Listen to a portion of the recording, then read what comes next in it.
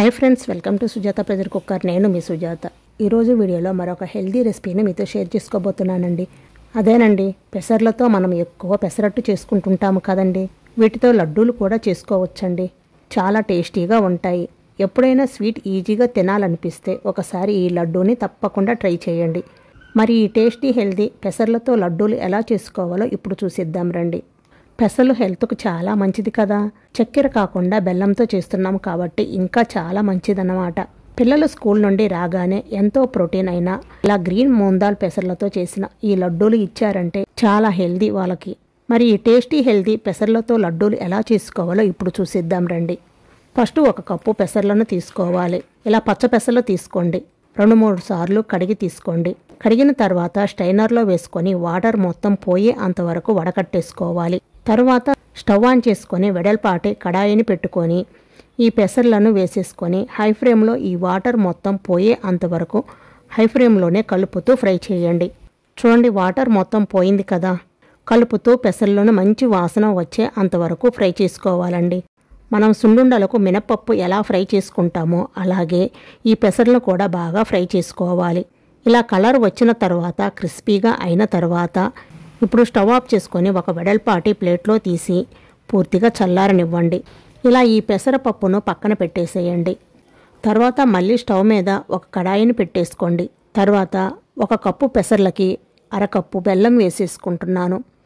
ఇలా వేసుకొని కొన్ని వాటర్ బెల్లం కరగటానికి సరిపడా కొన్ని వాటర్ని వేసుకొని కలుపుతూ బెల్లాన్ని కరగనివ్వండి. ఎక్కువ వాటర్ వేయాల్సిన అవసరం లేదండి. జస్ట్ కొన్ని వాటర్ వేసుకుంటే సరిపోతుంది. ఇప్పుడు ఇలా కలుపుతూ బెల్లం కరిగే అంతవరకు దీన్ని కలుపుతూ కుక్ చేసుకోండి. అయితే స్వీట్ ఎక్కువ తినేవారు అయితే 1 కప్పు దాకా బెల్లం వేసుకోవచ్చు. లైట్ స్వీట్ తినేవారు అయితే 1/2 కప్పు అయితే సరిపోతుంది. ఇలా బెల్లం కరిగిన తర్వాత దీన్ని స్ట్రైనర్లో వేసుకొని వడకట్టేసుకోండి. ఇక్కడ నేను ముందే వడకట్టి వేసి తీసుకున్నానండి. తర్వాత మళ్ళీ స్టవ్ పై కళాయిని పెట్టుకొని ఫిల్టర్ చేసుకున్న బెల్లం వాటర్ను వేసుకొని ఈ బెల్లాన్ని 2 పొంగులు వచ్చే అంతవరకు ఉడికిస్తే సరిపోతుంది. ఇక్కడ ఎటువంటి పాకం రావాల్సిన అవసరం లేదు. బెల్లం చిక్కగా అవ్వాల్సిన అవసరం కూడా లేదండి. జస్ట్ 2 పొంగులు వస్తే సరిపోతుంది. ఇలా వచ్చిన తర్వాత స్టవ్ ఆఫ్ చేసి దీనిని పక్కన పెట్టేసుకోండి. ఇది పూర్తిగా చల్లారనివ్వండి. ఇలా పూర్తిగా చల్లారిన పెసలు మిక్సీ జార్లో వేసుకొని మెత్తగా గ్రైండ్ చేసుకోవాలి. బరకగా లేకుండా ఇలా మెత్తగా అయ్యే అంతవరకు గ్రైండ్ చేసుకోండి. కావాలంటే స్ట్రైనర్లో కూడా వేసుకోవచ్చు, అంటే జల్లి కూడా పట్టుకోవచ్చు. ఇప్పుడు ప్యాన్ తీసుకొని దీంట్లో 2 టేబుల్ స్పూన్ల నెయ్యి వేసుకొని నెయ్యి కొంచెం వేడైన తర్వాత డ్రై ఫ్రూట్స్ ఫ్రై చేసుకుందాం. ఇక్కడ నేను కొన్ని బాదం పప్పు ఇలా చిన్న చిన్న ముక్కలుగా కట్ చేసి వేసుకుంటున్నాను. ఇవి కొంచెం ఫ్రై అయిన తర్వాత కొన్ని జీడిపప్పు పలుకులు కూడా వేసి ఫ్రై చేయండి. ఇవి ఆప్షనల్ అండి. మీరు డ్రై ఫ్రూట్స్ ఎక్కువ కావాలంటే వేసుకోవచ్చు. ఇన్ని అనేమీ లేదు. జీడిపప్పు కూడా ఫ్రై అయిన తర్వాత ఇలా మంచి కలర్ వచ్చిన తర్వాత తీసేసి ఒక ప్లేట్లో వేసుకోండి.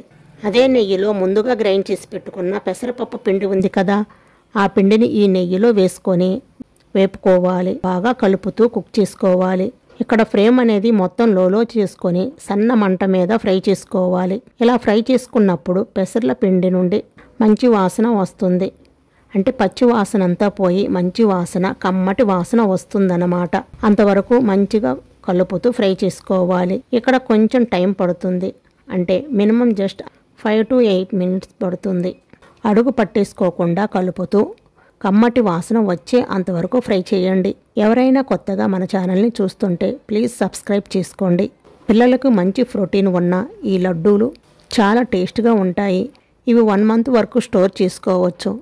ఇలా మంచి కలర్ వచ్చేంత వరకు పెసరపిండి మొత్తం ఫ్రై అయ్యే అంతవరకు ఫ్రై చేసుకోవాలి.